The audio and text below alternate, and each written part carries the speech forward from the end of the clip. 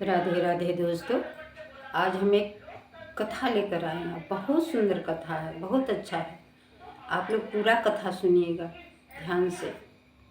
क्या इसमें है, और अच्छा लगे तो लाइक और सब्सक्राइब भी कीजिएगा। कमेंट बॉक्स में भी लिखिएगा कि हाँ, मुझे बहुत पसंद आया कथा।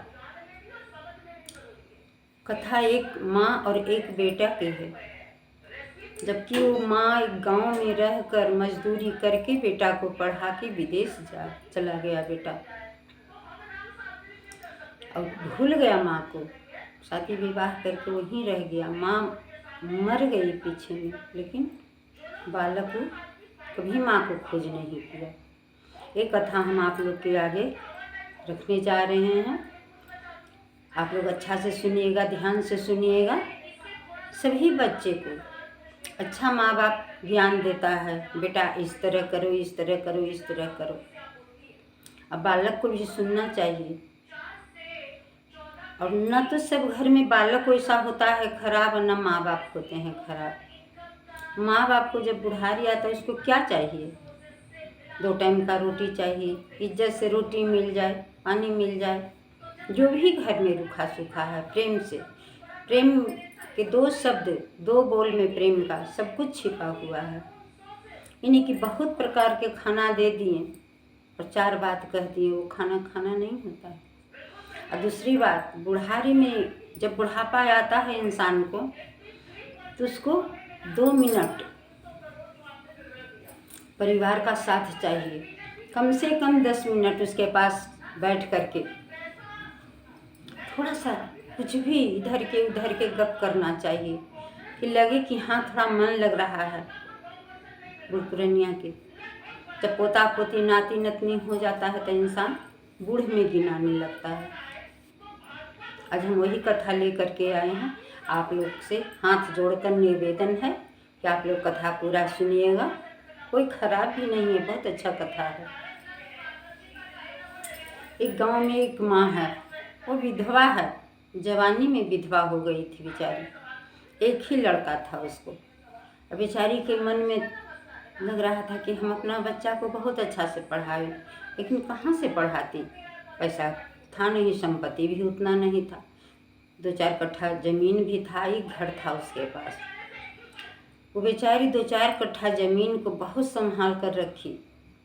जो उपजे कोई किसी को तो दे देवे उसमें, और बाहर खेत में जा कर के भी माँ काम करती थी, किसी के घर में भी झाड़ू पोछा करती थी। और बच्चा को चाहती थी कि मेरा बच्चा पढ़ाई शुरू करे। एक दिन का ऐसा बात हुआ कि बच्चा तो गांव के स्कूल में पास हो गया, और गांव में उससे आगे स्कूल नहीं था, इसलिए उसको थोड़ा शहर भेजना था। माँ तैयार हो गई, किसी ने किसी तरह से बच्चा को शहर पढ़ने के लिए भेज दिया। बच्चा वहाँ पढ़ने लगा। बच्चा भी सहनशील था, पढ़ाई में ध्यान देता था, पढ़ा। पढ़ते पढ़ते जब बच्चा जवान होने लगा, वो क्या किया कि माँ से अपना बात भी करना छोड़ दिया। माँ भी बेचारी परेशान नहीं करती थी, समझती थी गुरु बहन मेरा बच्चा पढ़ रहा है, हम क्यों उसको परेशान करें। लेकिन नहीं, माँ से धीरे धीरे वो दूर हो रहा था। पढ़ाई करना, काम करना, ये नहीं है कि हम अपने परिवार से बात ना करें, सबसे गलत बात है। वो पढ़ लिख लिया, अच्छा नौकरी भी करने लगा, फिर भी न तो माँ से भेंट करने आया और न माँ का खत पढ़ता था। पहले के ज़माना में चिट्ठी लिखाता था, फोन नहीं था। एक दिन उसको ऑफर मिला विदेश जाने का, ऐसे बेचू शादी भी कर लिया। गांव के लोग सब कोई कहने आए कि जानते हैं कुछ भी रिश्ता होगा, वो आपका बेटा शादी कर लिया है। माँ बहुत खुश हुई। दुख तो हुआ थोड़ा बहुत अंदर में कि बताओ शादी कर लिया, हमको पता नहीं लगने दिया। कहा अच्छा शादी अब कर लिया है तो ज़रूर बहू को लेकर आएगा घर दिखाने के लिए। उसके बाद बेचारी धीरे धीरे बूढ़ी इतना कमज़ोर हो गई, एक खाट धर ली।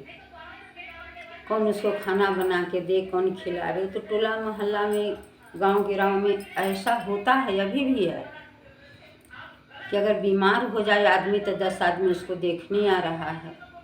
क्या है दीदी, क्या दे नहीं दे, सब कुछ करता है, अपना परिवार से ज़्यादा करता है। बेचारी बीमार हो गई पूरी, लेकिन बेटा नहीं आया माँ से भेंट करने। और उसका विदेश से जो आया वो चल दिया विदेश। ऑफर आया कि हाँ आपको यहाँ कंपनी में बुलावा है। वो चला गया अपना परिवार लेकर के, अपनी पत्नी को भी ले गया साथ में, पर माँ से मिलने नहीं आया। माँ तो बेचारी खटिया पर थी, कोई दे तो खा ले, नहीं तो भूखे रह जाए। एक दिन का बात है कि उस लड़का को बालक हुआ, बालक भी 5 साल का हो गया। खेल रहा था, कूद रहा था, पिताजी माताजी माँ पापा सब कुछ कह रहा था। अपनी दुलार देखा है अपना बेटा को कि हम कितना दुलार कर रहे हैं, इसकी माँ कितना दुलार कर रही है, इसका नाना नानी क्या खबर ले रहे हैं। तब उस लड़का को अपनी माँ को याद आया कि पता नहीं मेरी माँ कैसी है। अब उसको अंदर से दोस्तों बेचैनी हो रहा था कि हम कब अपनी माँ से मिलें। कितना दिन हो गया माँ से नहीं मिली। अपना वीज़ा करवाया, टिकट लिया, लेकिन जब उसको फ्लाइट पकड़ना था, आ गया, उतर गया फ्लाइट से। रास्ते में जितने लोग मिले, तो जिसको जिसको पहचाना, नमस्ते काका, नमस्ते काकी, नमस्ते भैया, नमस्ते भाभी, किसी को, लेकिन कोई उसका बात के उत्तर नहीं दिया। सब कोई उससे खिन्न हो गया था, एकदम नाराज़ था कि जो अपनी माँ को नहीं हुआ, जो माँ इतना दुख से इसको पोसी, वो दूसरे को क्या नमस्ते करेगा। वो बेचारा मन में सोच रहा था वो लड़का कि आखिर क्या कारण है जो कोई मुझसे सीधा मुँह बात नहीं कर रहा है।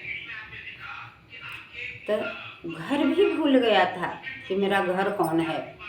किसी से पूछा कि हाँ मेरी माँ कहाँ है, कैसी है, मेरा घर बतला दो, हम बहुत दिन के बाद आए हैं।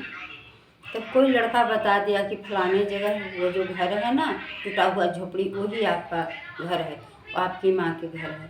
तो मेरी माँ तो कहे, बोला सर कि जाके देख लो माँ को। माँ को कहाँ से देखे, माँ बेचारी तो चल बसी थी कुछ दिन पहले। लेकिन एक खत लिख करके अपना तकिया के अंदर छुपा के धर दी थी। दरवाज़ा पर लड़का पहुंचता है, देखता है छोटा सा ताला लगा हुआ है।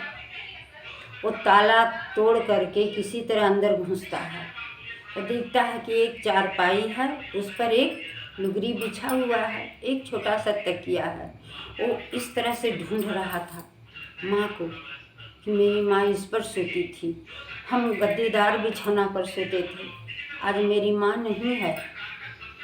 और वो सब उलट पुलट को देख रहा था, बेड को देख रहा था, वो लुगरी देख रहा था, तकिया को देखा।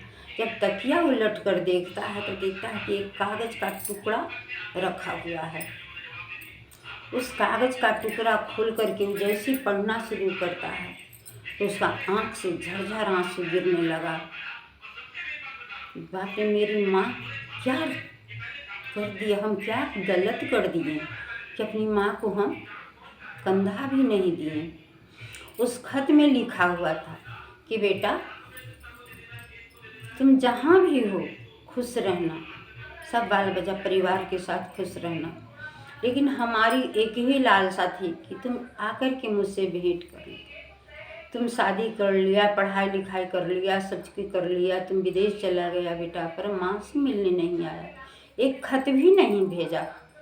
तेरी माँ बहुत दुखी थी। बेटा मैं तो मर गई हूँ, जा रही हूँ, पर तुम हमको नहीं देखोगे, लेकिन मैं तुमको हमेशा देखते रहूँगी। किस तरह? तुम्हारा जो बायां आँख है बेटा, वो मेरा आँख है।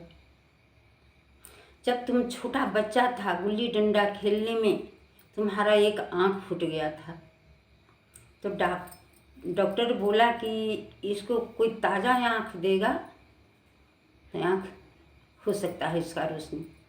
मैं कुछ नहीं समझी बेटा, मैं अपना एक आँख निकाल कर तुझे देती। मैं एक आँख से सारा काम करती थी बेटा। इसलिए गांव के बच्चे लोग मुझे चिढ़ाते थे, कानी कानी कहते। आज हम तो जा रहे हैं बेटा, हम तुमको देख रहे हैं, अपना एक आँख से देख रहे हैं। वो तो झरझर रो रहा था, कभी बिछौना उल्टे, कभी केमाड़ पलटे, कभी कुछ करे, कभी अपने बाल नोचे, कभी अपना शरीर नोचे कि हमने ये क्या कर दिया। मेरा आँख मेरी माँ का है, नहीं तो आज हम एक आँख के रहते तो न तो मुझे पढ़ाई बढ़िया से होता, न मुझे नौकरी मिलती, न मुझे विदेश जाने का वीज़ा मिलता, न ऑफर आता, न हमारी शादी होती।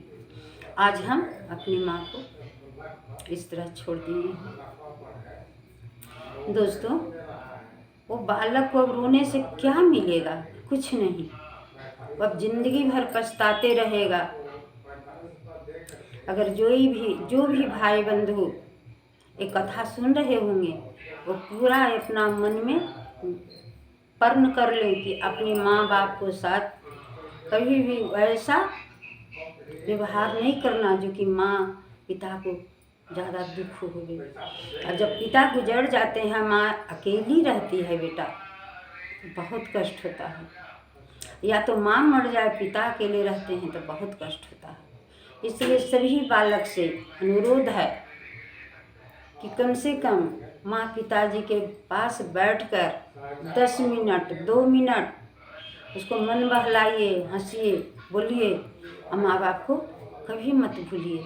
जो भी बहू बेटी है, अगर मेरी बेटी है तो वो भी अपनी ससुराल गई तो बहू हो गई है। हम भी बहू थे, मेरी सास भी बहू थी, मेरी माँ भी बहू थी।